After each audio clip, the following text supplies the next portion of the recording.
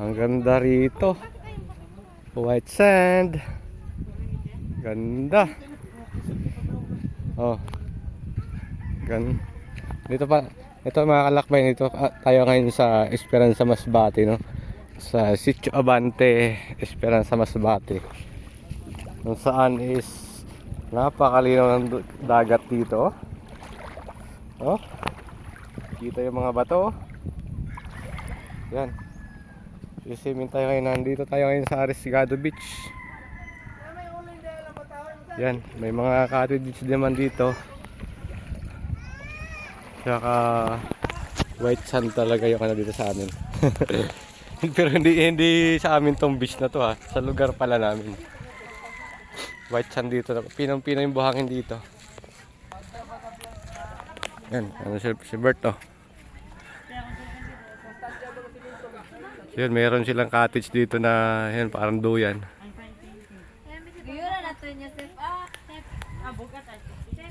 So ganito ka pina yung buhangin dito.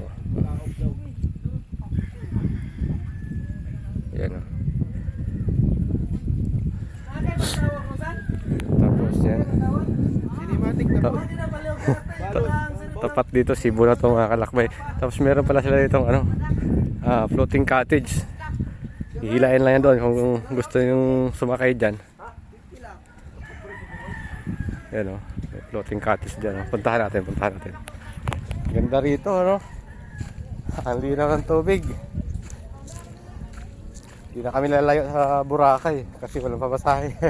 Dito na sa amin, magbubura ka pa ba? Yan o. Ito yung floating cottage. Tapos mamaya palulutangin namin to doon sa laot. Yan!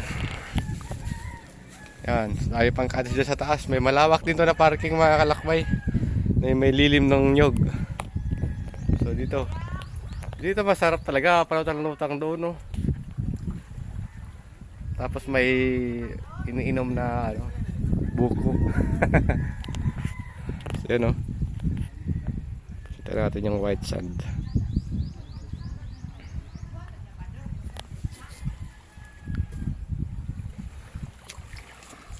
Oh, di ba? Ganito kalinaw yung tubig dito sa amin. Tubig dagat. Na kahit na guluhin mo man yung buhangin na yan. Oh. Oh, malinaw pa rin siya. So, ganun siya kaganda. So, ligo kami ngayon. Family outing kami ngayon after ng fiesta.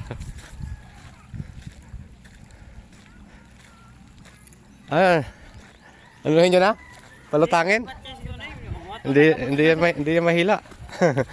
Dapat high tide. May duyan oh. Uy.